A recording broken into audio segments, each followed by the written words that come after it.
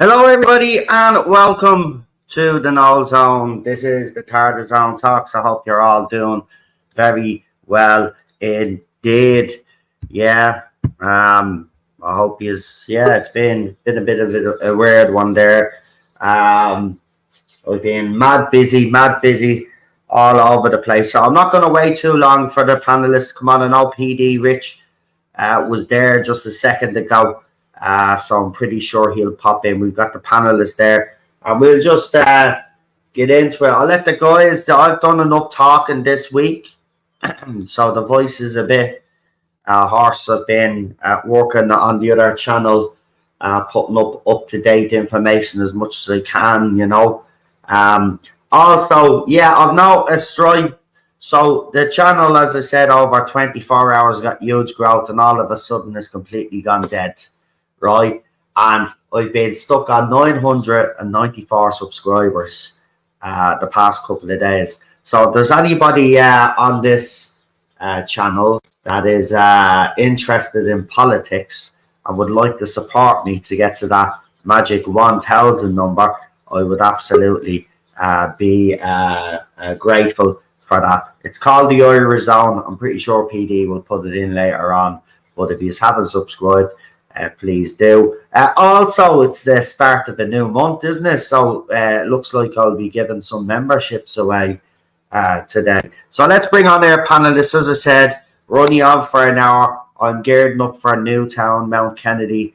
While others are going to be in Dublin, a group of us are going down to the place where the An Garda Síochána beat up Irish people. So we're going down there to assess the situation and obviously, hopefully, talk to a few locals and see if they'll open up to us and do a few interviews just to get their message out there.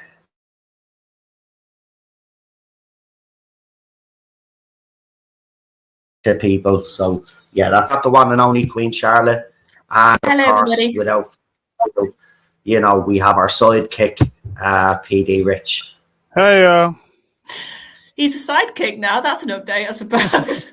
Yeah. We'll just call him the sidekick. I wear the underpants now. Anyway, there's been stuff happening because obviously we're gearing up to Doctor Who, but I'll do something different this week. Instead of me actually starting off the conversation, because I've been talking all week and because I want to actually stop talking, I'm going to let you, Charlotte, talk about something that has made you sit up and pay attention in relation to Doctor Who. So is there anything out there that you would like to bring to the attention to people that are watching tonight? I think what I'd like to talk about, I feel like it's sort of been lost in the noise a bit. It got initially quite a lot of heat, and that's this casting of the Beatles they've done. Because I feel like when the Doctor Who cover came out, it was like, wow, we saw full blown the actors, and now because of other stuff, it sort of got lost. And for me, and if people know me and music, I'm not even a massive Beatles fan. Like, if I want music, I'll listen to Queen. Like, that's my band of choice. But you cannot underestimate and underplay how important the Beatles were to British music, how much they changed British music, and like certain things now happen because of the Beatles in the industry. The Beatles were sort of this first, a very early version of this, obviously it was the 60s, but their look and their image and how they presented themselves was sort of a very early version of what we would say nowadays is the more produced and managed bands. Because they weren't like put together, they were already doing their music in clubs and all that.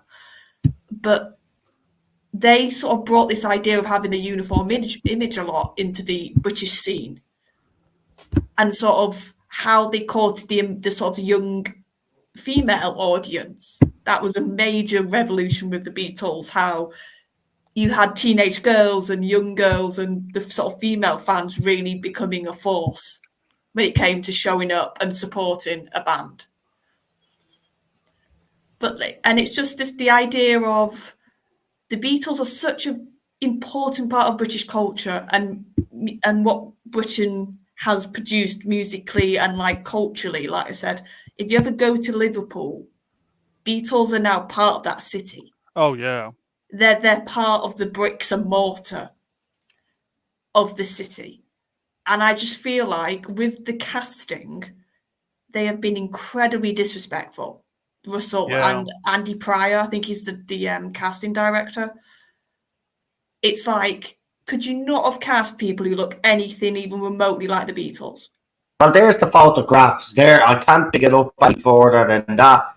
But I actually agree with it. It's, I mean, is the guy with the glasses supposed to be John Lennon? Okay, fair enough. But he looks Before he nothing wore like John glasses, Lennon. yeah. Do you know what I mean? I do get it. If you're going to get people to play the Beatles, at least get them to look like them.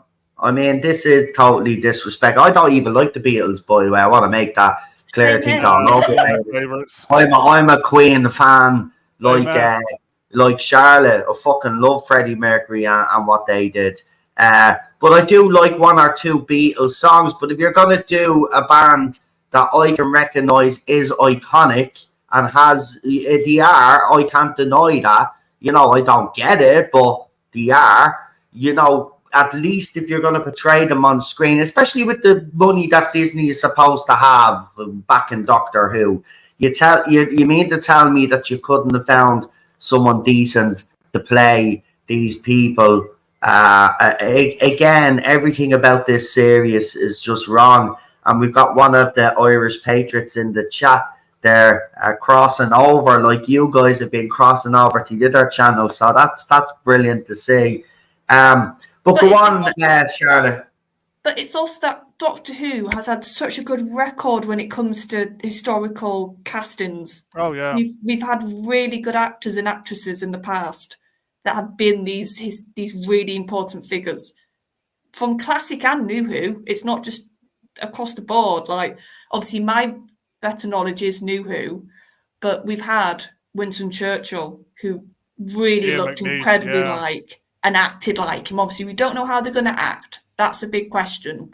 We'll have to see the episode to see how they're written, how much they're in the plot. But like Queen Victoria in Tooth and Claw, cracking likeness. Yep. Really good likeness, really good performance. I'd say, PD, you've got a couple you've mentioned to me, haven't you? Charles Dickens was good. That's the one you brought up to me in the Ghost, the second or third episode of the original show. In Shakespeare Code, he has Elizabeth the Fourth as well, wasn't it? Wasn't it Elizabeth the Fourth or something right at the end? Yes, it would have been Elizabeth, and right at the end,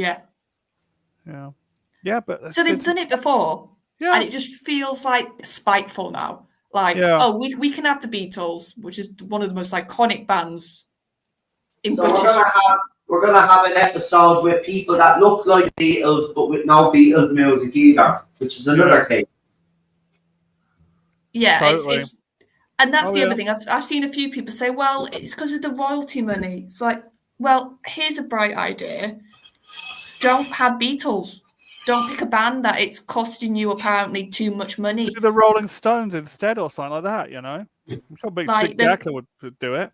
Yeah, there's plenty of music or historical figures that wouldn't have the royalty issue. They could have gone to. You know who would have gave them the music for the episode?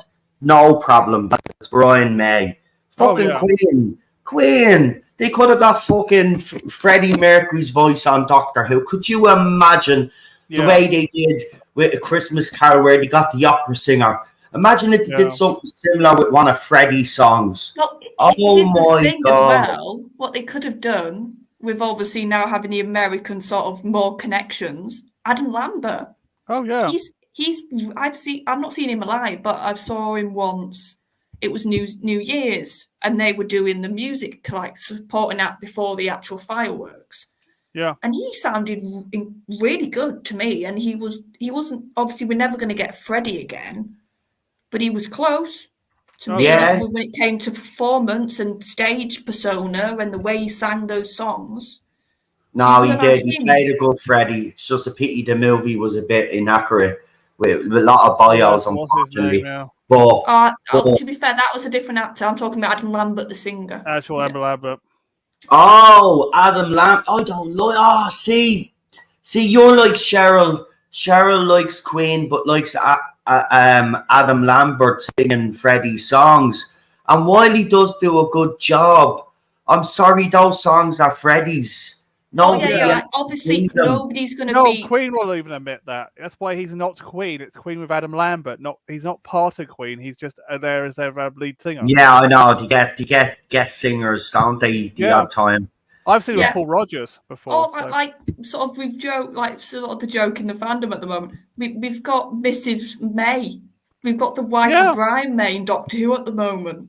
You could have had him if you wanted to do something Queen. You could have had him as Isaac Newton as well. That would look brilliant. But that's the thing that really, like I said, gets my goat is the respect thing. Yeah. It's like you're doing, and also Paul McCartney's still alive. Ringo's still alive. Like some of these Beatles are still with us, and they're gonna have to see their so-called likeness look nothing like them on this program. If they get they'll still get a few quid, so they won't really give a crap. They don't really give a crap, to be quite honest with you. But what baffles me is they're in the age of AI technology. And you need to tell me that you couldn't have used AI to somehow, make them look. If you couldn't find actors, fine. But then use some sort of AI technology to alter their faces or something. Or, as Charlotte said, bring in some of these surviving Beatles. You've got the de-aging technology. But again, I suppose that's a lot of money, isn't it, for a show like Doctor Who? I suppose we shouldn't be getting ahead of ourselves, even though there is a bigger budget. If you use the budget right, rather just on explosions and boom, boom, boom. Like I said, and like the other thing, we talked a bit about this last week, the whole not having Beatles songs in the 60s Beatles episode. It's like, what's the point, It's like you're not even one. Like, you're not even having any Beatles, not even Beatles music. Like, maybe there is a thing, because I know the Michael Jackson estate bought all the Beatles back catalogue, right? And I know Paul McCartney and Michael Jackson had a rift, even up until Michael Jackson died. Apparently, they were getting on a little bit better near the end, but they were still at loggerheads because Michael Jackson had bought up all the Beatles back catalogue. But the thing about it is that Paul McCartney actually had the opportunity to buy it, and he wouldn't buy it because he was a tightwad. So Michael Jackson decided that, well, I've got money, I'm going to buy it, and he bought it. So maybe that's the reason. Maybe it's still tied up in some legal dispute. But then I would question, why would you do an episode on the Beatles then if that's the case? Exactly. Well, also, I'd say if that's the case, I've heard lots of Beatles music get covered the last 10 years.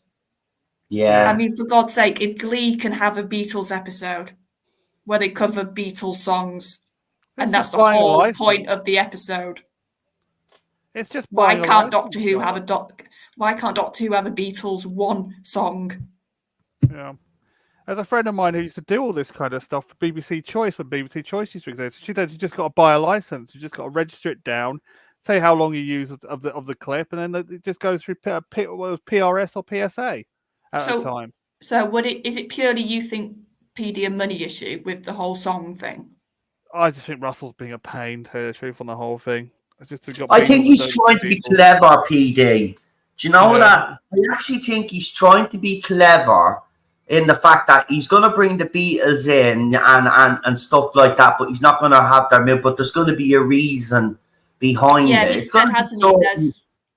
He said, hasn't he, there's something in the plot to explain why they're not having the songs. Yeah, apparently. So there's probably a reason for it, and he thinks it's clever. But I do want to get on to, I thought you might have brought this up as well, Charlotte, actually, but this, I don't know if you're actually aware of this, but there's, where's that comment? Because it was very interesting. I want to get both of our takes on this, because this is actually what we said here on this channel. We said this, guys, right? And this is why I want to get your opinion on it. So, 17 hours ago, the Doctor Who production channel that I've been given stick to over the years because they're not really a production channel, they're just a fan site. But in fairness to them, they do post up some good content, and I've left them alone because at the end of the day, they are putting up content that I actually, and they're one of the few that haven't blocked me. So for that reason alone, I suppose they'll probably block me after this. But anyway, Russell T. Davis said something curious about the Devil's Card. There's almost no plot, just some subplots. Now, what did we say here? What did we say here a few weeks ago when we were actually mentioning the Devil's Card as well? We actually said this sounds like a sit with no plots. Yeah.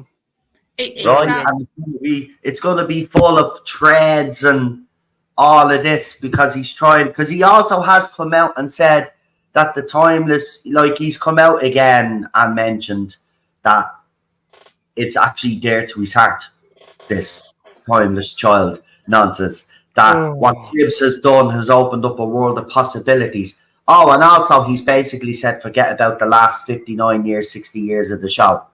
Yeah.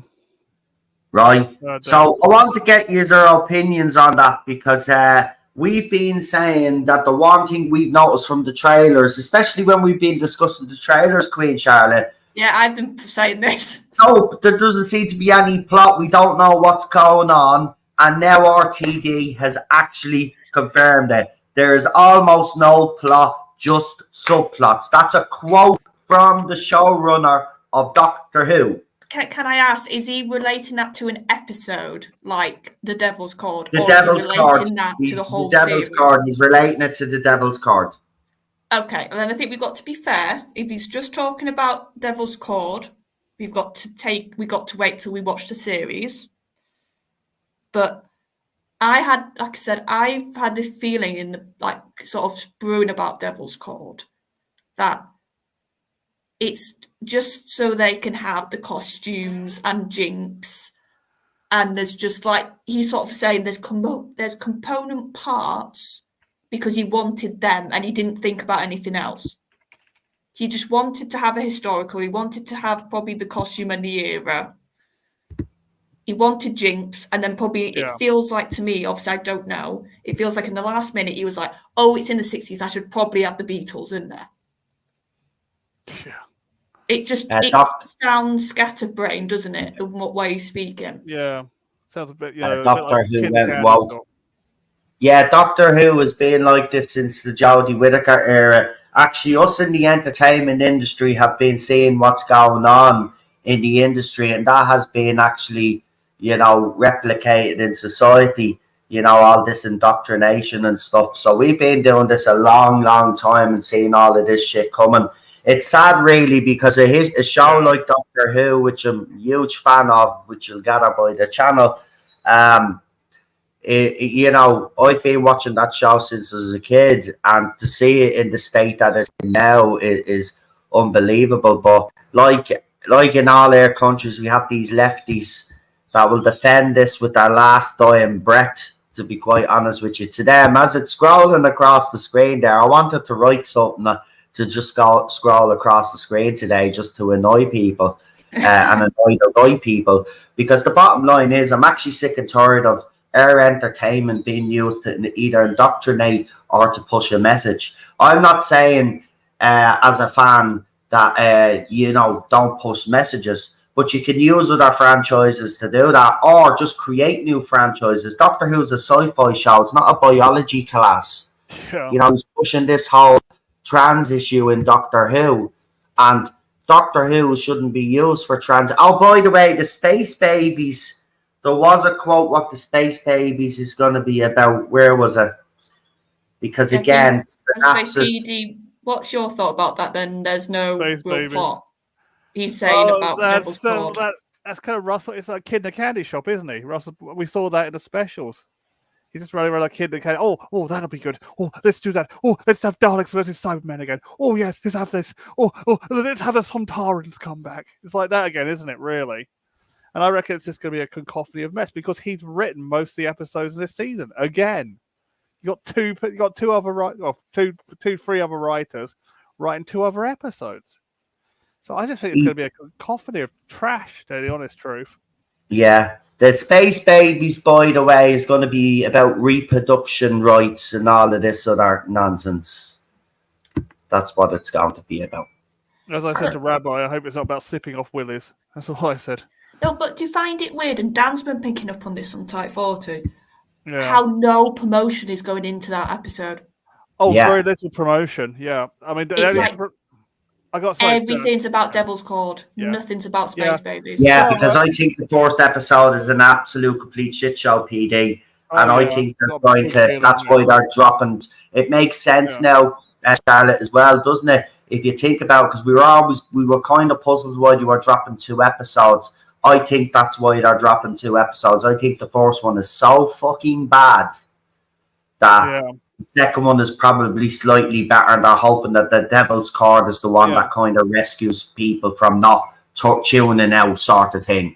Yeah, probably all right though. Remember we saw the little clip from the snippet from the Space Babies of Shooty jumping into Millie's arms. Yeah, I Scooby Doo like. And I thought, oh my god, when I saw that and I saw the title, I'm thinking this ain't Doctor Who. Oh, that title's absolutely terrible. It's like rushed, isn't it? It just feels rushed. It sounds like a Muppet title. Yeah. Do you know, like one of the Muppet movies? Yeah, Muppet Babies in Space. Yeah, doesn't it though? It's just it's just what is that? not Doctor Who. This is like Chibnall era titles.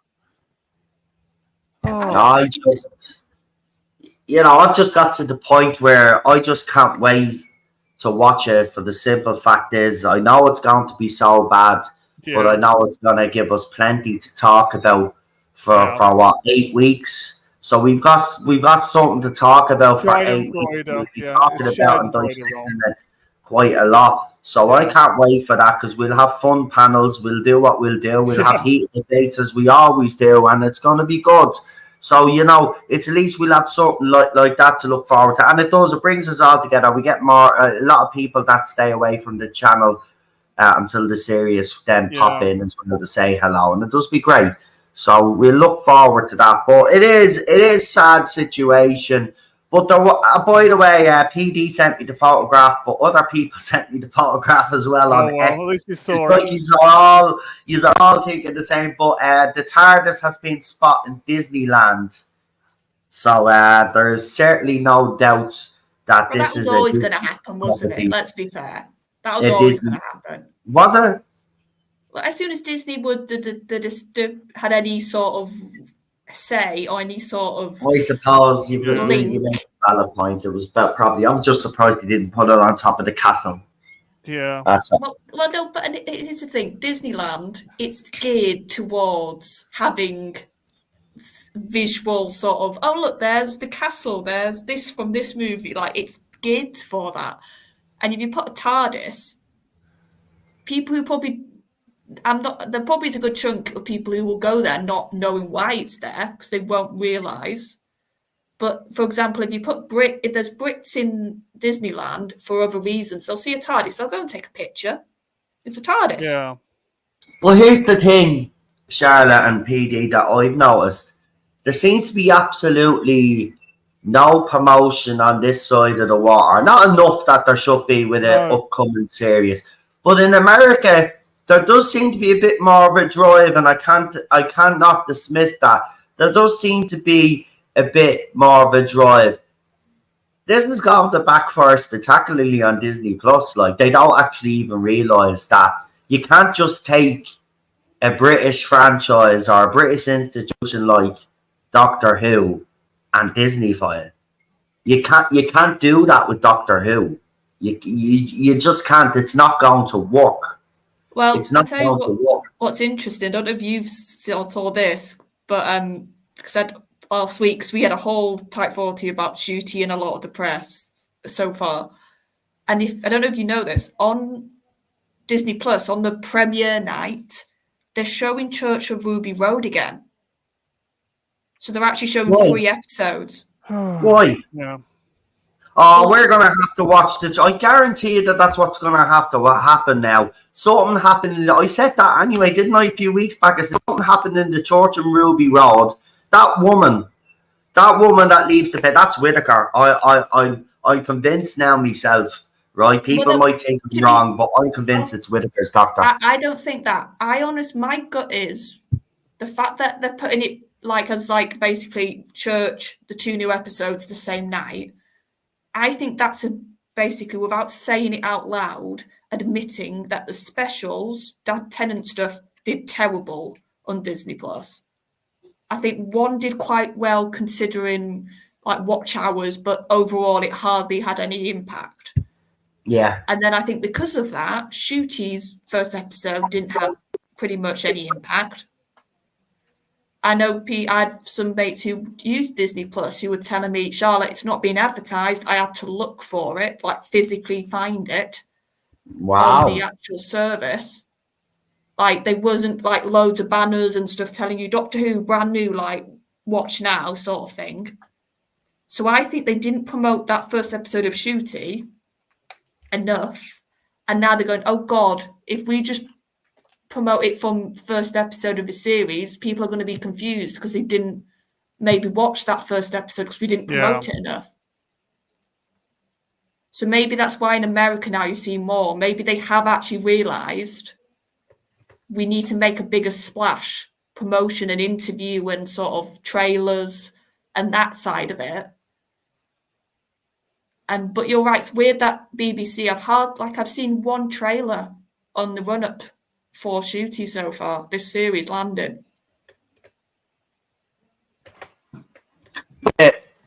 Look, even in Ireland, right, it's promoted a little bit.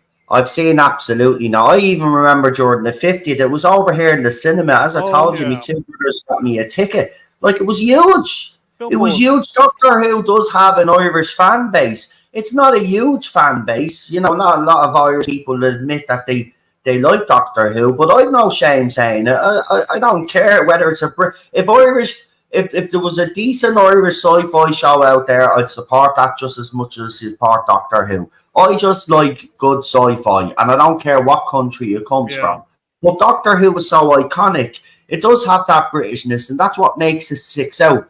Now you're Disney-fying it. You're getting rid of the Britishness. You're getting rid of everything that makes the Doctor the Doctor. Even some of the comments that RTD has made in relation to this Doctor.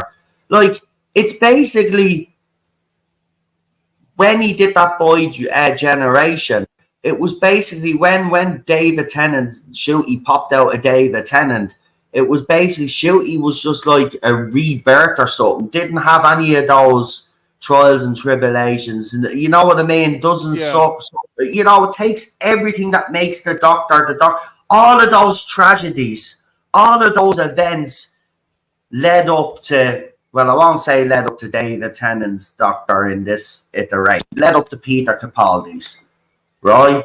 And we saw what effect everything had.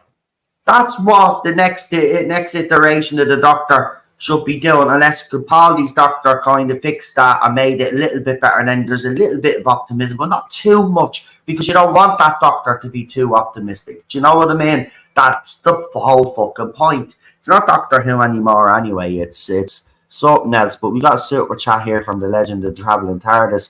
$5. He says the Tardis should have been at Epcot in the UK Pavilion. For a small time, they sold Doctor Who merch way before Capaldi. It belongs there. Well, unfortunately, the people that are in charge of the show now haven't got a clue what they're doing.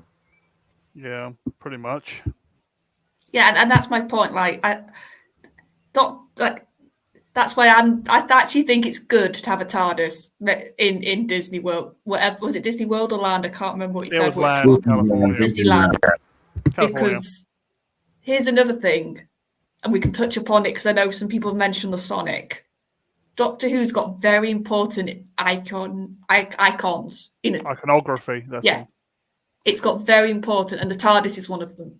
Yeah. So I actually think using that in your promotion is actually a good move. But then in the same breath, whatever they're doing with the sonic screwdriver, it's like, what on earth are you doing there, Russell? Yeah, but it's kind of like, okay, Grant, they're doing stuff for the American audience and it's great, right? Make the American audience feel like there's something coming and they're part of something. But what about UK viewers, people Oh, we've this had side? nothing. That's what I mean. We've nothing. So we're just sitting here just waiting for it to start, basically. But we're not even excited because what they've shown us obviously hasn't excited us anyway. But they're not doing enough to try and even change it. But it's like as if they thought, well, look, if they don't like it here, they don't like it here. We'll just focus on the worldwide audience and we'll see where it takes us. And that's the wrong attitude to have. It's the wrong. Do you know what I said? The biggest mistake RTD could make was try please everybody, right? But I didn't literally mean just go please the Americans and forget about your whole British and Irish and European audience. You know, that's what you've done. You've abandoned that audience that were the ones that actually kept the show going. Yeah. Yeah, it's like, I know 2005 is a different time and we can't always harken back to that, and I agree. But you can't deny it felt there was a presence that Doctor Who was coming back. Yeah. You had that countdown on the channel, BBC itself, a countdown clock. You had that billboards, massive ones. Oh, yeah. Especially with the 50th. Yeah, and the 50th, actually, that's Everywhere. a more recent example you could use. Like, when Doctor Who wants to make itself known, it can, and it's done that multiple times. And it just feels like they're not trying to have it have any presence beforehand, which, like, Peter, you, when it comes to TV sense, surely you should be making a big song and dance before your show premieres. Oh, yes. You've got to get your advertising out. You've got to make sure it's advertised, word of mouth, billboards, adverts on websites, all sorts of things, snippets from the show, all sorts of things like that. You just got to get it out. It's marketing. If you don't market your show, people won't know it's on, and people will miss it. And then and if you're doing it for a commercial, then people are buying ad slots in the middle of it will go, well, there's no marketing. I mean, we're not buying ad slots in the middle of this because it won't sell. And then you have to sell cheap ad slots during a show which could have been a hit. That's the problem. That's what they'll do on the streaming side. I know the BBC doesn't do that because they're license fee, but that's what they do the rest of the TV channels. But like you said, that you need to make people know your show, the date, the time. Yeah, exactly. Time, date, what it's going to be. Generally, give them a bit of a taster. That's what the whole taster reels are. Sizzle reels. There's a whole thing about sizzle reels. It's supposed to give you a taster of what you're going to see this season. And like we've said, the trailers have given us nothing. Like, no. I would admit, the first one, I think, had a nice atmosphere and feel to it. I think it sort of had that idea of adventure, going out with two best mates, sort of. And I right. Bar some of the dialogue, I will agree with you that first trailer was better than the next one. I was like, talking of music, having Bowie, having Changes, really good pick a song for that. Yeah. It actually gave it a nice bit of rhythm. Even like the action, you felt like it just made the action feel better. I think this hearing those lyrics in relation to Doctor Who, I think were really nicely picked, and it was very. What's this generation called? What? What's this generation called? Z. Yeah. This version of this show is definitely directed towards this generation. Now, whether this generation Z, as PD has called them, will warm to Doctor Who, I'm not so sure about that. It depends how it's written. If it's written a show, what? Depends how it's written. Yeah, but think about it, right? So it depends how it's written, but if you've already changed the main character, the core of the main character, and he's coming out talking with this dialogue that we've never heard the Doctor talk before. He's like he's down with the kids sort of thing with all this babes, all this other rubbish. Yeah. Right? I'm sorry, but have they lost the plot? Doctor Who's a sci-fi show. I don't.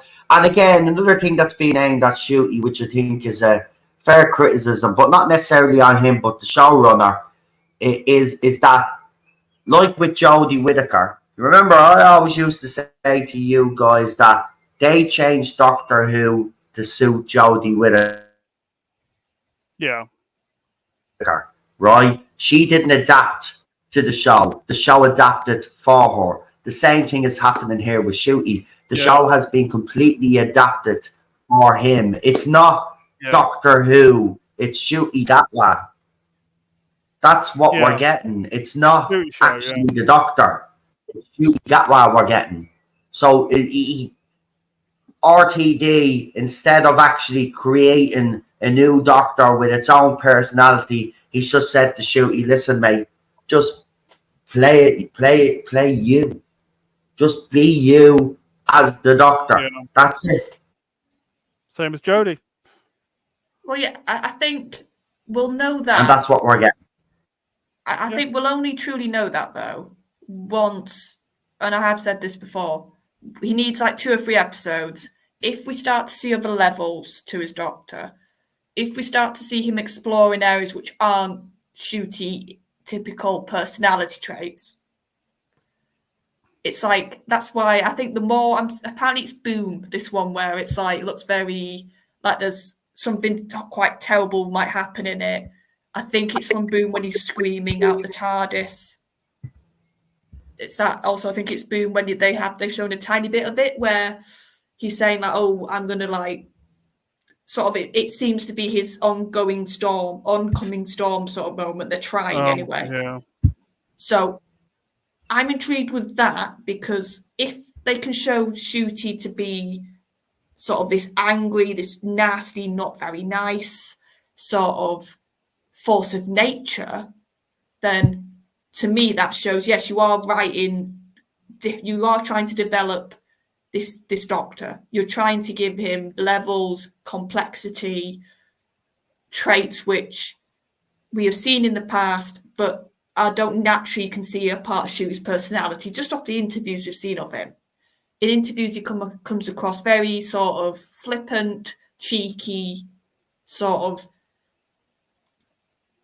That seems to be like charm. That seems to be his personality in interviews. So I wouldn't picture any of those words I said. What it looks like possibly we're getting in Boom. Yeah. But so we'll have to see. But I think there's no denying he has certain bits of this are being tailored for Shooty. Yes. Yeah. Yeah. So seriously, is. It's just like Jodie all over again. The whole thing just feels like the same nightmare going to be repeated. Just they haven't learned anything from what happened during Jodie Whittaker's era, to me. And also the way it's getting very Americanized. It feels like, you know, about all the reservations we had back. Well, if you're around in 1996, remember the reservations we had about the 1996 Doctor Who? It feels like that again, but it feels like they're going to be realized this time. A lot of people liked the Paul McGann, like I did. But I just feel it's going to be, it's going to be realized this time. It's going to be very Americanized. Yeah, I think like that's in 2005 by like, even you only took about 2 episodes and you could feel the Britishness, couldn't you? Yeah. The fact that like Rose talked about like, and I love this moment, end of the world. Like he takes her back home to sort of say, look, I know you just saw a horrible end, but your Earth's still living in the present, and you don't try and get that down to you. And like halfway through, she just says, oh, I can smell chips. Do you want some chips? And like, to me, that was British. That was completely and utterly British. And like Quibbins was just a love letter, wasn't he? A whole world character to sort of the British past. And like, that generation of just having like being able to get through anything with an uplift, like that sort of stuff. So Wilf was a love letter to that. Yeah. And I don't want that to be lost. I really don't. No. The problem is we're facing kind of that, you know what I mean? So I've got a feeling we will lose it a bit. It never really Americanized, did it, Doctor Who? And that's why, like, go back to Devil's Cord. That could be, if that's an episode where it is, like, absolutely saying, look, the 60s, like, British music was on top of the world. Look at what we were producing. Look at the fashion. Like, look at And that's what I love about historical episodes, that it is a celebration. Yeah. I think they said there's 2 this season. There's this So one, and they got the Bridgerton style one as well later on. yeah, but then I've got reservations because of Jonathan Groff's character. Yeah. How'd you say the fella's surname? I always get it Groff, wrong. I think. Groff. Groff. Even I think he could be brilliant acting in it. I'm not saying he's going to be bad acting, just what his character could be for Shooty's Doctor. That's my reservation there. Yeah. Yeah. It's just it's just there's so many variables in this one. It's just, I don't know. I just don't know about this season. I think it's going to be. I just think it's going to be Chibnall 2.0. Really. Listen, I'm going to go in with very low expectations. So if Well, we he did last time, surprises no? me, it'll be a nice. In fairness, though, he does have prior history. I'm not so quick to slate his previous era. I do think that some people have made some valid points about there were early messages in there and early, roots of things to come. And that's absolutely true. But I did enjoy it. There were stories that captivated me back then, and not just Stephen Moffat's stories, right? So that's the truth of it. But the bottom line is that he was never a sci-fi writer anyway, to begin with. And this is the issue that we have with Modern Who, is that we're bringing in a lot of people and fanboys that are not sci-fi writers. Chibnall's not a sci-fi writer, neither is Stephen Moffat, and neither is RTD. They're not. They're drama writers, and they do historical stuff and cop shows. That's their genres, and there's nothing wrong with that. And they do them pretty good.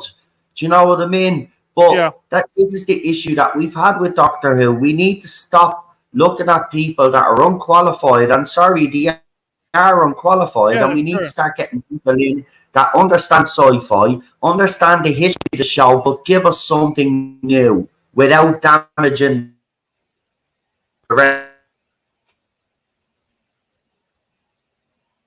He's breaking up again. Oh, it is.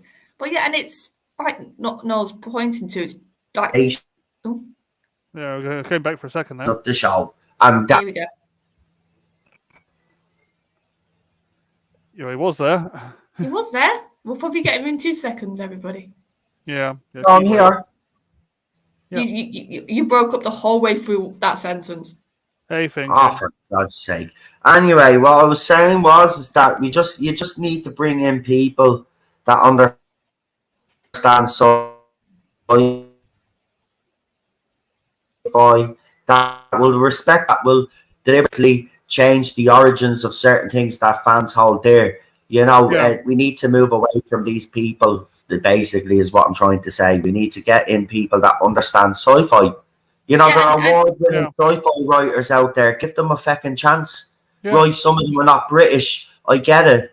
But now you've given it to Disney. This is what I say to BBC. If the Disney experiment fail, right? Yeah. Then if you get the show back and you decide still after all of that you want to keep this show going, then bring in some experienced sci-fi writers, award-winning sci-fi writers, and let them have it. And whether they're American, whether they're British, whether they're Irish, whether they're Canadian, whatever, give them a go.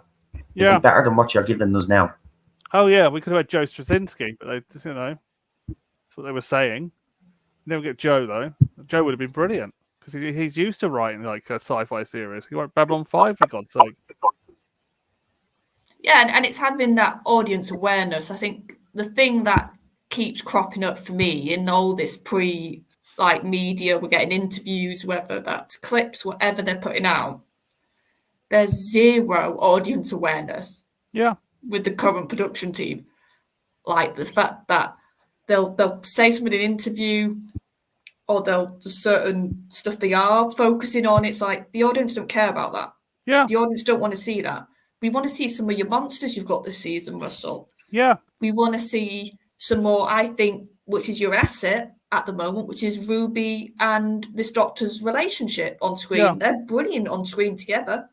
Show us more of that in your clips. We don't want to see a Doctor going for a photo shoot or twerking or dancing around with a new sonic screwdriver. We want to see a few more action, a few more monsters. Get a bit of a feel for the season. Oh, we'll definitely see a lot of that. Yeah. This is Disney. or we're going to see twerk. I wouldn't be surprised that there is twerking in this But bleeding that's series. what I mean. And it's like like the fact that even Russell's brought up in any way the Tim Chibnall stuff with the Timeless Child stuff. It's like, Yeah. what you need to do with that. Like we all said, we understood he was never going to completely retcon it out of existence. That was never going to happen. We understood that. Yeah. What you needed to do was to just ignore it. We had an example, for God's sake, with I'm half human on my mother's side comment. Yeah. That never technically got taken out of canon. No, Just everybody collectively afterwards didn't acknowledge it. They just said the Doctor was having a post-regeneration moment. I think And then that was fine. Yeah. All you needed to do was to do that with this Chibnall origin stuff. Don't bring it up in interviews. Don't reference it in your script. Technically, it's still there. Yeah. But we can just go, bygones, bygones. It doesn't exist to us. But he's going out of his way to mention it. Whatever he does with it, we'll have to see.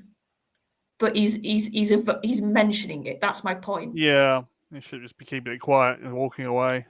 He's talking about, I asked Chibnall to come back and write. So why on earth would you mention that you phoned Chibnall? Yeah, after what he did.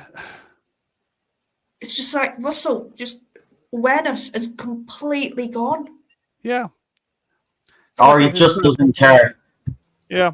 It's kind of Russell T Davies' personal sandpit again, hasn't it, really? He hasn't gone... It's not Why Don't You, Russell, who wrote the original Doctor Who. It's Queer as Folks, Russell, again.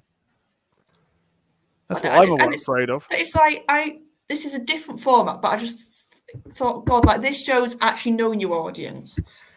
And it's if people don't know, there was a game that came out about 6 years ago called Kingdom Come Deliverance, and it was made by not a massive studio, like a middling sort of, not AAA, so not one of the big boys, sort of mid-tier developers.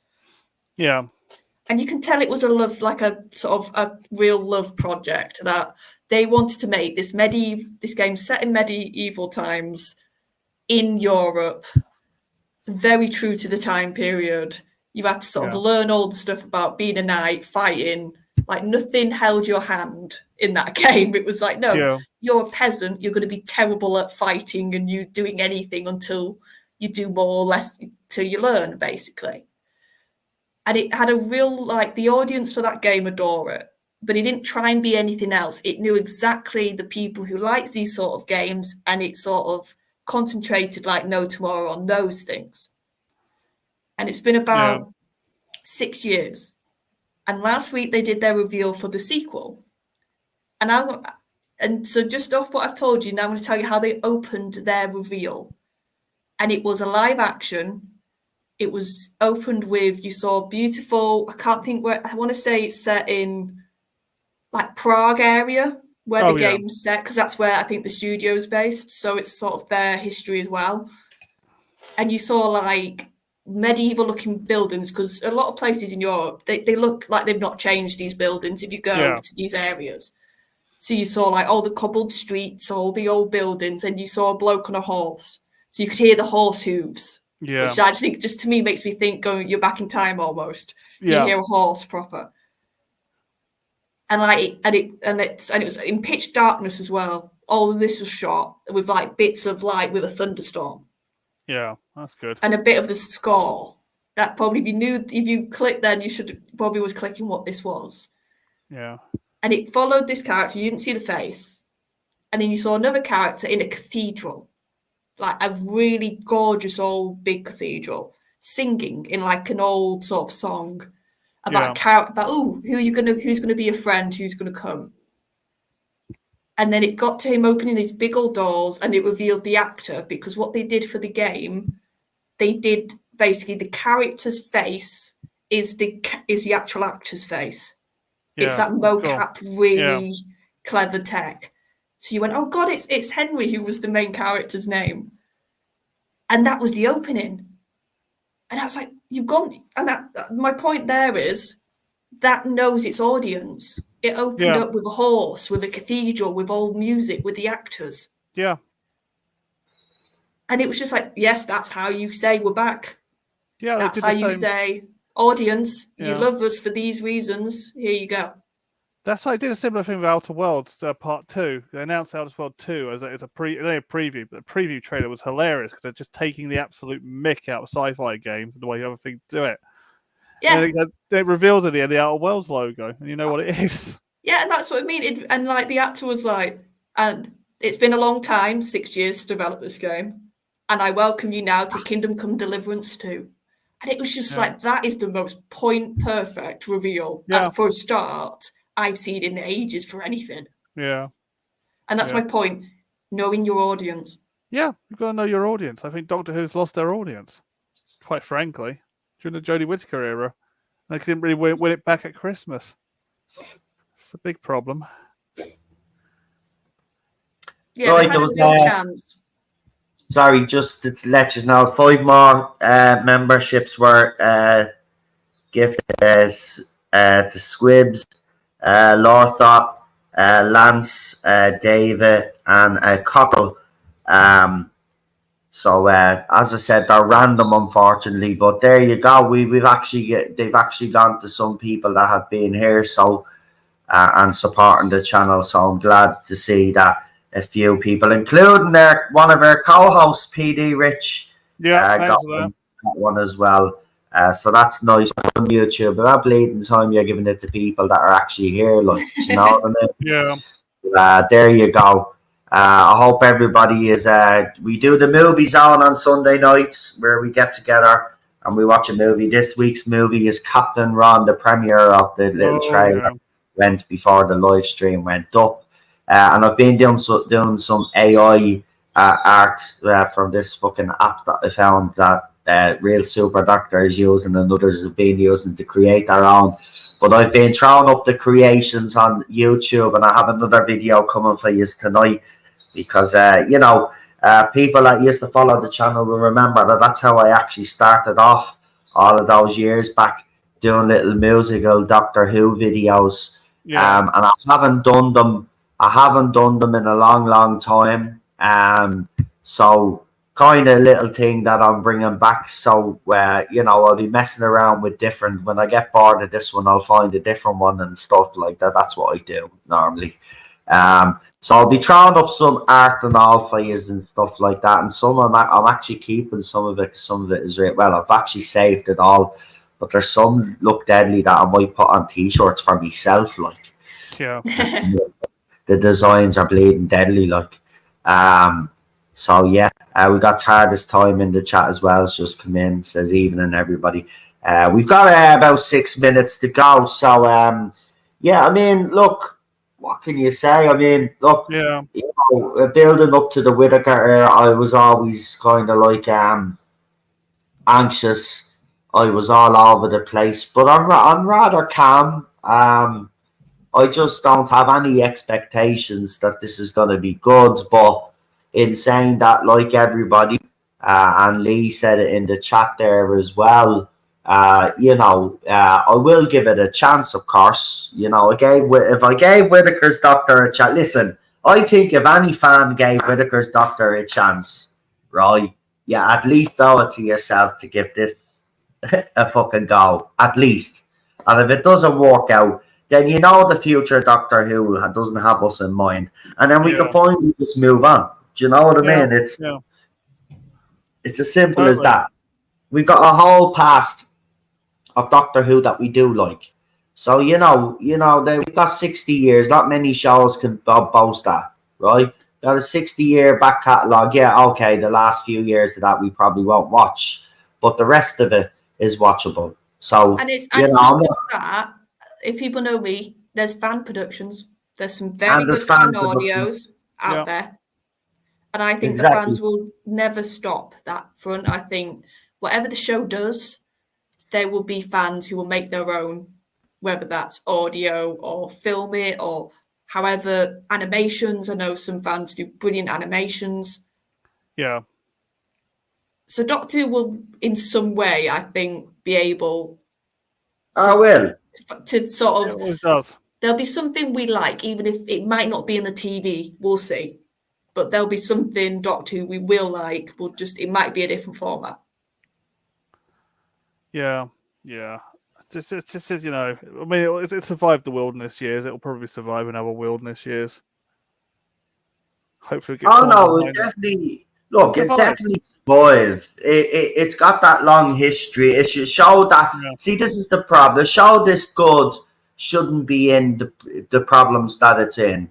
But Yeah, it's that's in the the problem. problems that it's in is because the people that are supposed to be safeguarding it, the custodians of this show, are doing a piss poor job at protecting it and protecting its Yeah. legacy. Right? This is actually an easy fix. People are not listen. The people's appetite for Doctor Who has not gone away, right?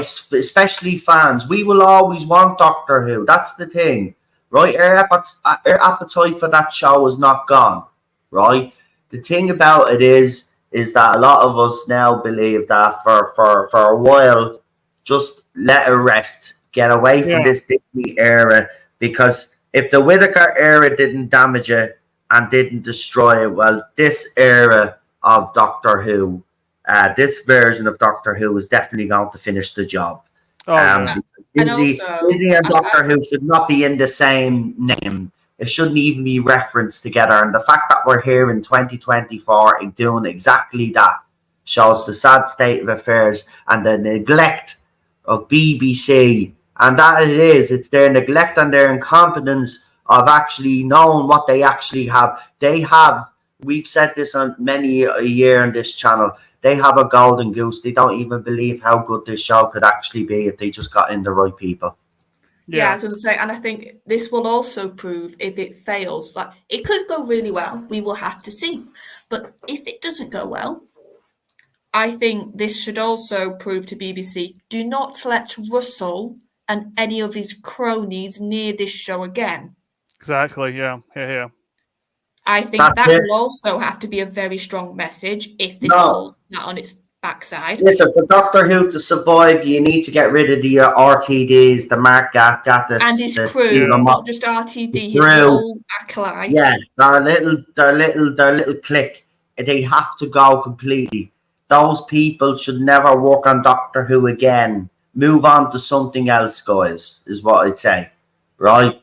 Doctor Who should be taken over by people that actually understand sci-fi and have a, you know, and know the show. Well, with 60 years of Doctor Who being out there, I'm pretty sure there's plenty of sci-fi writer that has started their sci-fi career and has been inspired somehow by Doctor Who and other sci-fi shows out there. Considering Doctor Who is the longest running sci-fi show in the world anyway, I'd be very surprised if a lot of these sci-fi writers were not inspired by Doctor Who. So, you know, there would be sci-fi writers out there that know about this show and could probably take this show to new levels, and their writing would, listen, it just be an improvement of the drama soap opera writing that we're getting now, right? Yeah. It worked in 2005 because maybe it was necessary for the show to survive. We understood that, right? We got moments of brilliance, we got moments of not so brilliant, but overall it was pretty decent,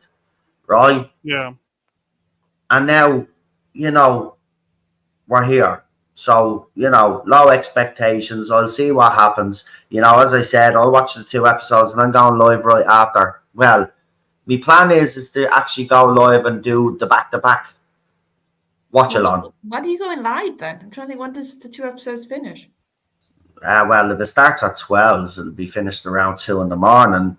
And then I'll be then doing, finishing that live stream and then going live at 3 o'clock in the morning to do me live review. And then during the week, then I'll have all you guys on that we normally do have on for the panels. Yeah. You're going to be dead after that night, the initial one, no? Well, probably will. But what I might do just for that night is I might actually stay in bed a lot longer on the Friday or on the Saturday morning.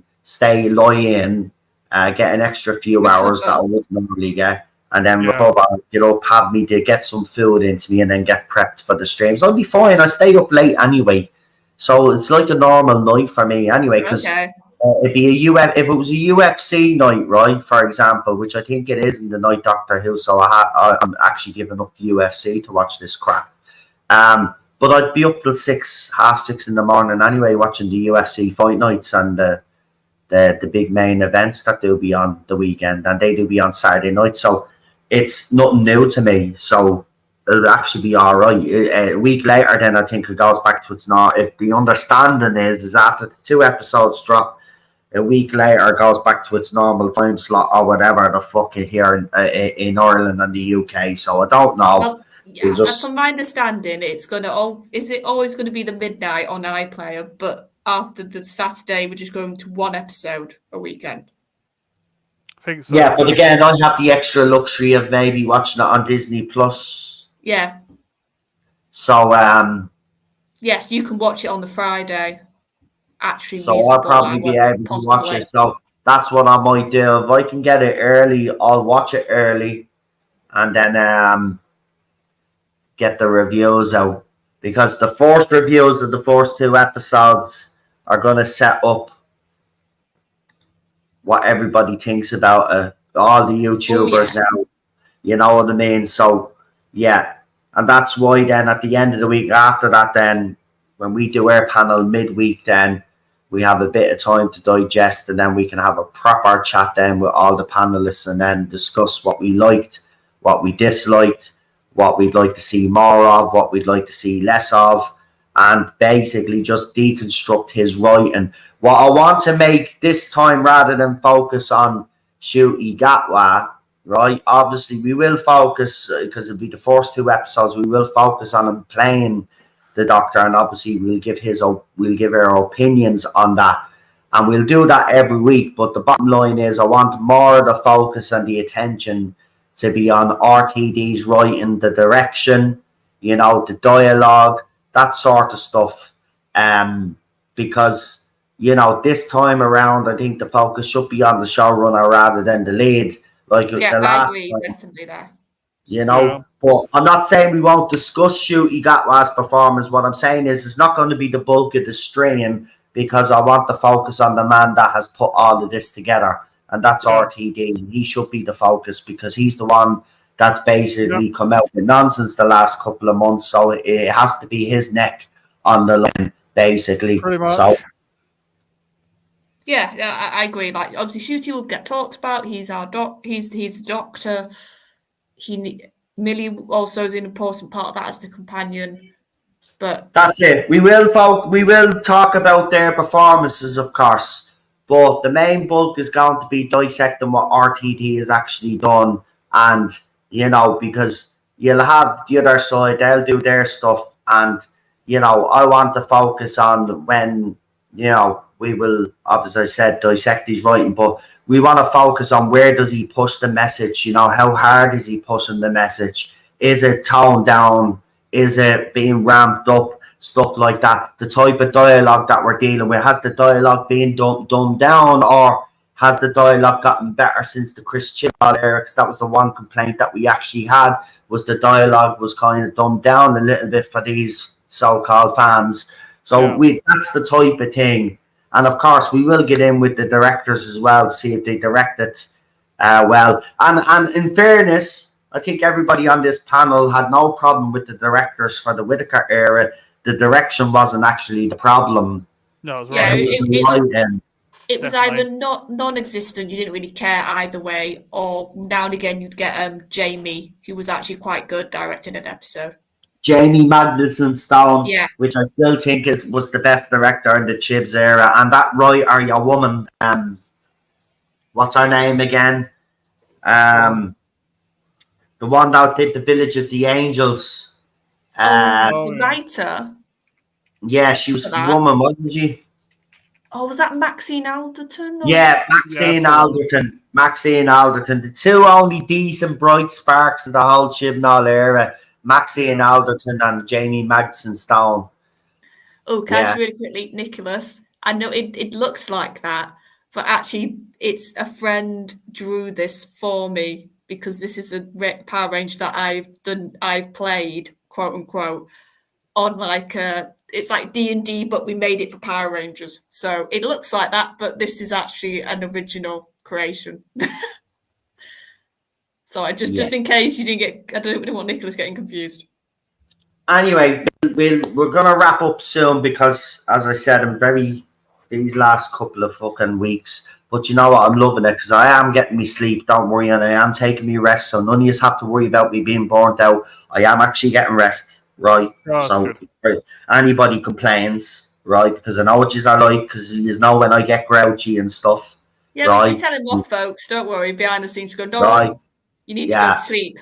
Exactly, because a couple of weeks ago I was in a worse situation, as you know. I was very tired and stuff, but so now I've been getting plenty of rest now, and I'm all good and stuff. It's just I'm super busy. There's loads of stuff happening in Ireland, trying to keep people up to date with all the stuff that's going on, Tron stuff.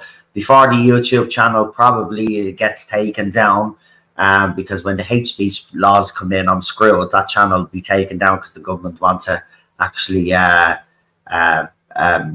they want to control the narrative. But for now, the channel has actually done very well. And as I said, I'm 6 subscribers away from reaching 1,000 subscribers, and that would be amazing growth actually in 24 hours. Believe it or not, that's actually 72 hours growth. Right? I had 420 odd subscribers when I rebranded, and I'm after gaining 500 in 3 days because of all of this stuff.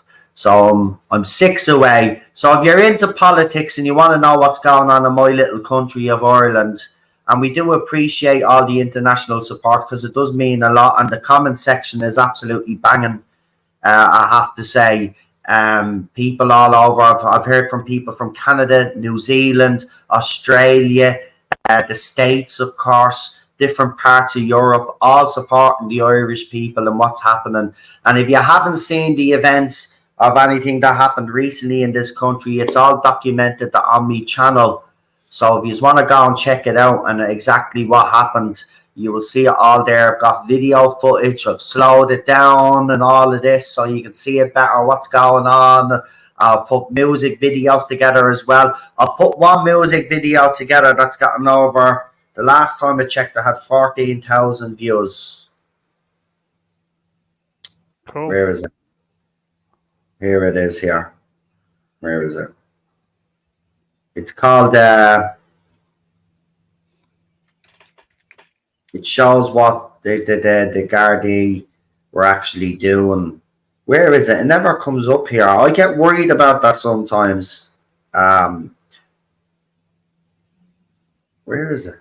There it is. It's got 40. It stopped at 14,000, right? It completely went dead, right? So YouTube has finally copped on with the hashtags and all of that. So they've completely stifled my channel like they did with this one, if you all remember. Yeah. They do that all the time.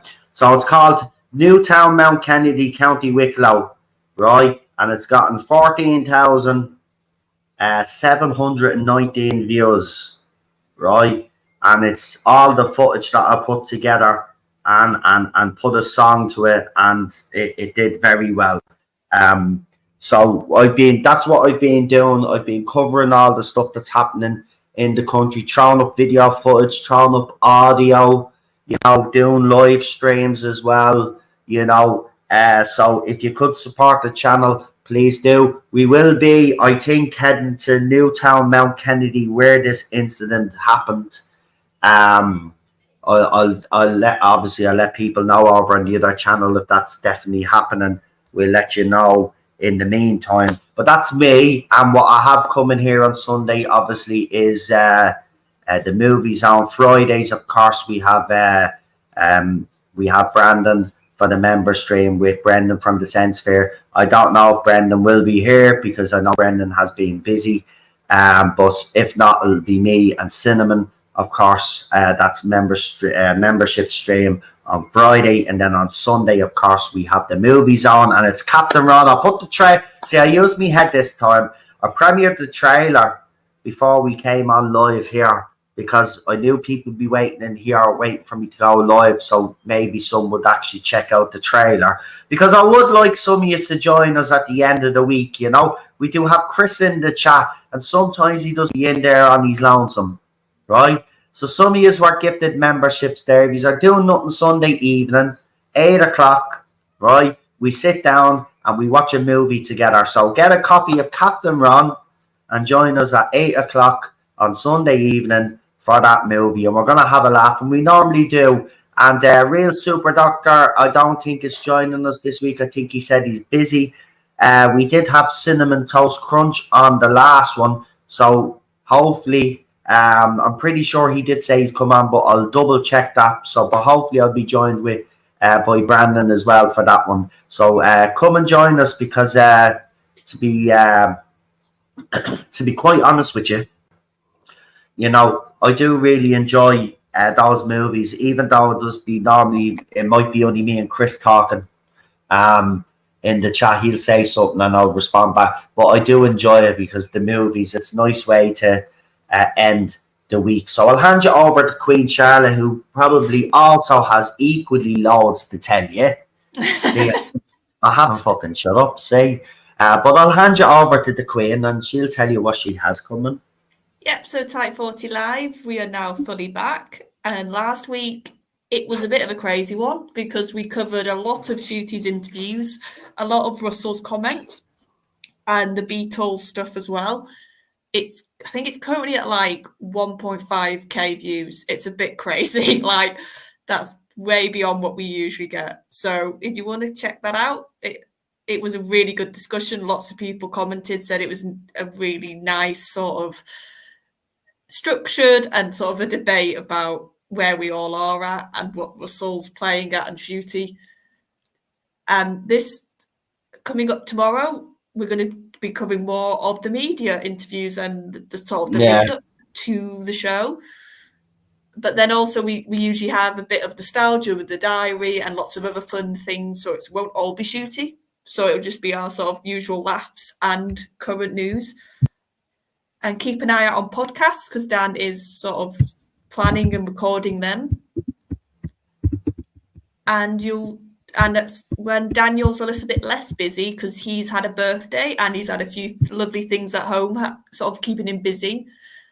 We're gonna do a chill zone when he's a little bit, when he hasn't got like 500 things going on like he is. Wow, I love it. The chill zone.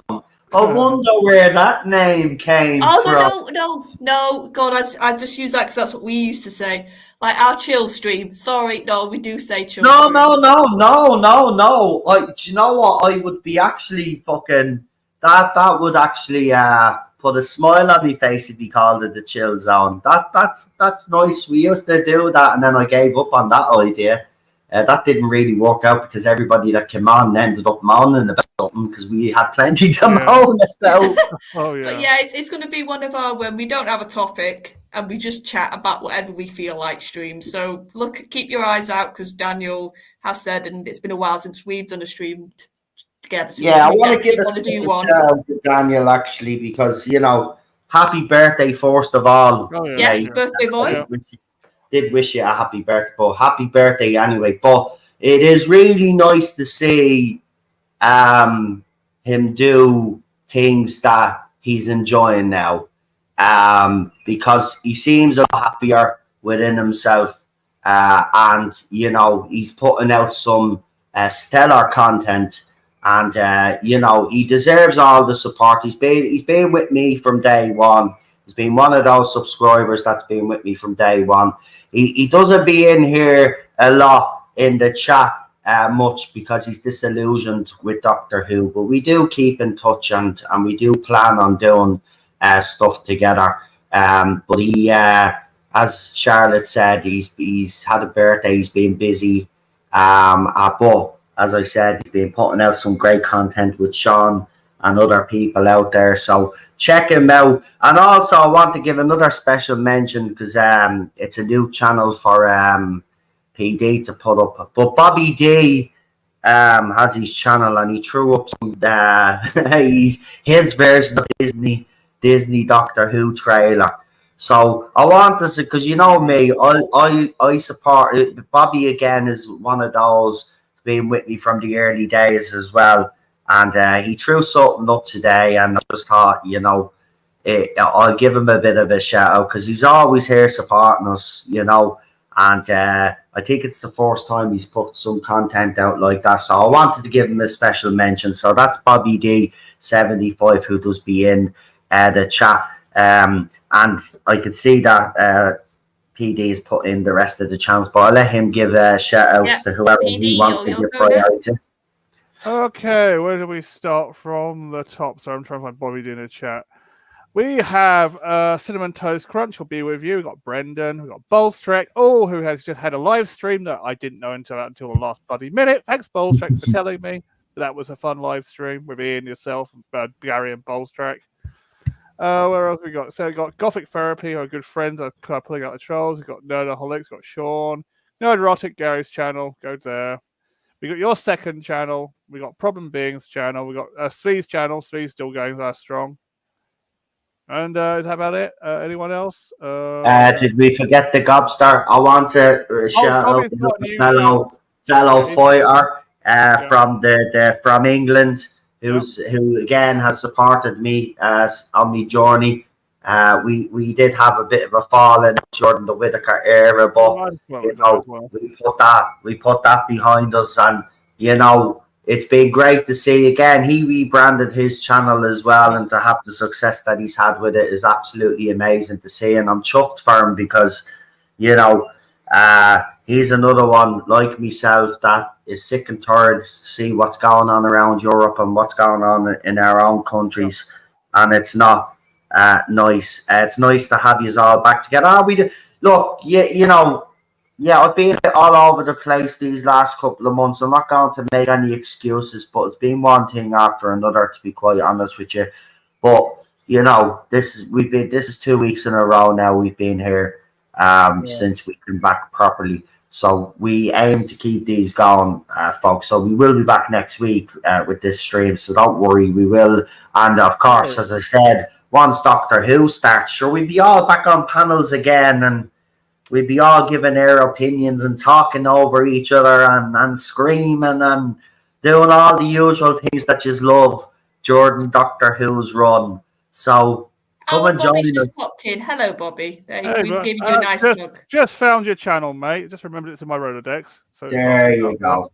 There you go. Now, as I said, Bobby's been here and he's always had me back as well. I mean, the amount of stuff he's alerted me to over the years and warned me of things coming, when I didn't know, because people had me blocked. If it hadn't been for him, I wouldn't have known half of the stuff that I knew when people stabbed me in the back. So, I'll support anybody, that's, shown to me that they will protect this community, not just me, but protect you guys as well, and protect what we do here, and that's what he does. So and he's a good singer, by the way. He does his music. If you haven't seen him, he's done some music videos as well. So check it all out. You know what? We have a real diverse fandom. Yeah. Do you know that? And they do, and fans out there are very creative, whether it's art, whether it's music, or whatever it is. Right? It's a very creative fandom, and that's what I love about it. And never lose that, folks. And as Charlotte said, it is true. Yes, the main show is in an awful state, but think about it. AI now has come into the picture. Fans are doing their own Doctor Who stuff, right? Some of these creators are going to start using AI, right? And a lot of their stuff is going to be elevated even more. And it's going to look like good quality stuff. And if it tells a good story, folks, forget about the main show. We've been saying this for a few years now anyway. The fan audios and little fan shorts are the way to go now. It's people that are running the show right now don't care that it's Doctor Who. They're using it just like Alex Kurtzman admitted he was using Star Trek as a platform. Doctor Who is being used as a platform, and look, if he surprises us and does something amazing, I will sit here and I will absolutely cry my eyeballs out, because that's all I've ever wanted. I'm serious. It's all I've ever wanted. I will be relieved. Do I think that's going to happen? Has there been stuff about Master floating about? Any news on the new Master? Ooh, let me see. I've not seen that pop up. No, I anymore. haven't seen that. And Yeah. they're not getting rid of Sasha Dewan, man, are they? I've heard some fans speculate that Jinx is Master. That's purely because the character's called Well, Maestro. I said that as well, yeah. Oh yes. Didn't someone else But I've ask me not that? heard anything set from that, so I'm intrigued if stuff's floating about a Master. Yes, someone else said that to me a little while ago. I'm trying to remember who it was. I Well, think the 3 weeks ago, Screen Rant did an article saying Doctor Who season 14's Master Return theory looks way more likely after RTD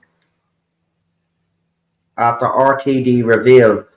But I had a picture of John Sims and Michelle Gomez, but not of A new Sasha actor. Dewan. Screen Rant are racists. I'm only messing, but like that's Yeah. what you say to us, so I'm just repeating back what you shill Yeah. news people Oh would say. no! Before we let go, our old friend Ian Peter Davidson was asking, "Do you think Jodie's going to come back?" He asked me that one to ask you the Bowls track chat, but you didn't see it. Say that again, sorry? No, Do does you- think Jodie's coming back, he Do you said. think Jodie's coming back? Sorry, Absolutely. 100%. Yeah, 100%. Whether it's in this fourth season or whether it's in the second season, Jodie Whittaker's return. And listen, Oh yeah. Charlotte mentioned it earlier on. I mentioned it on this channel as well. Dan mentioned it, and lots of other people mentioned it that are on their side of the whole thing. The bottom line is this, right? He was bringing Chris Chibnall back. He wanted to bring Chris Chibnall back. He's referenced the Timeless Child. He's referenced Flux. And he did say that they would have an impact on what he's doing, right? So the fact of the matter is that none of this would make sense if you're not going to bring Jodie Whittaker's Doctor back. And with this boy generation thing, you can bring her back. That's the thing. You can actually bring her back. So I do believe she'll make an appearance. And it'll be interesting to see if she plays the version that Chibs got her to play, or will RTD try and course correct her version of the Doctor and try to make her a bit more impactful to the audience. But he's gone again, face an uphill struggle with a fandom that, and I say a fandom that tests Jodie Whittaker. It is the fandom that detests her, and most of the British public, let's be honest. They didn't like her playing the Doctor. Now, she's went on to have success with other stuff, and that's fine, fair enough. But that's her genre, and people will go and watch her in those stuff, and they'll support her in that stuff. But she was always the wrong casting for Doctor Who. If you were going to cast a woman, Olivia Colman was rumoured to be the one that he wanted, but she turned it down. That's the calibre of actress, though, you should have been going for. Not someone that's a level above a soap star. That's right? If you're hiring a soap star, then you hire a soap star as the companion to the Doctor, like they've successfully done. Right? Yeah. So, it's not even fucking lit. I just don't know how they round it. I just don't know how Chibs, when Olivia Colman turned him down, I can guarantee he panicked. Yeah. He panicked, right? He absolutely panicked, and then he just turned to Whittaker. He turned to everybody that he knew to try help him out. And even for that alone, he should never have been given the job. But he was. And now we're here. So, thanks, Chibs. Thanks very much. But in fairness to you, I'll give you this. I said you were the worst thing to happen to Doctor Who in the history of the show. Right now, that is the case. But I do believe that RTD is going to absolutely take that crown. He's going to absolutely take that crown. By the end of season 1 of RTD's new era, we're going to be sitting here with blank look on our faces and looking at each other and saying, what the fuck did we just watch? Yeah. That's how bad I believe it's going to be. But I'm gearing up to watching it. I do like the intro, so the intro does get me a little bit excited. I have to say, I do like that new intro. I know some people have complaints with it, but I don't. I actually do, and it does get me kind of, when I hear it and I see it on the big screen, it does make me want to watch the episode. But within a few minutes, then I know it's going to be shit. But let's hope this time it's not. And let's hope the space babies isn't it what we did, what they described it as, because if it is, then oh my God, God help us all. Yeah. Anyway, Ian Peter Davison, your question's just been answered, mate. I did what I said I'd do. Thanks, Noel. Oh, is Peter in the chat? Is he? No, he's not. I just said I'd ask him if he's here or not. All right. So right. On that, and you gave me your thoughts. So there we go. No problem. Yeah, we aim to please here. We aim to please. We do it. Right, Peter. Well, I hope you like that. I hope you like that answer. Hiring the drag queen to be the new villain and who is the final nail in the coffin for me.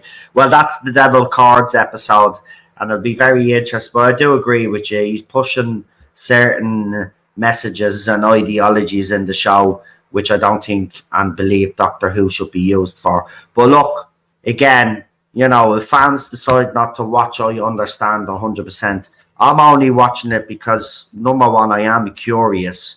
But number two, because, when I started this channel, I said I was here for the long haul. And, I'm here for the long haul. And I mightn't have liked the last era, and I mightn't like this era. But, I always live in hope that maybe an era will come along or they'll cop on. But every time Doctor Who comes along with something new, that ebbs away each time. So, it'll come a point where I'll be totally disillusioned. But I'm not. There's still a few curiosities there with me, and it is mainly to do with Shooty, though. I got to say, he's been, if he hadn't opened his mouth, and I don't like some of the dialogue, but there's something about him that if he didn't play it the way I think he's going to play it, which is camp, because he's been directed to do that. But if we saw a serious Shooty Doctor, and there is a scene that Charlotte keeps referencing, and he does look like he's angry and he's absolutely sobbing, and it does look like, something really bad has happened. If we get more of that Shooty Doctor, I'd probably be down for it. I don't mind a doctor showing emotion once it's kind of fucking measured and it's not every single fucking episode. You know what I mean? You don't need that every single episode. You don't need to go on an emotional journey with Doctor Who. You know what I mean? You can if you want to, but it shouldn't be about that. Sci-fi should be the top priority here in telling good stories.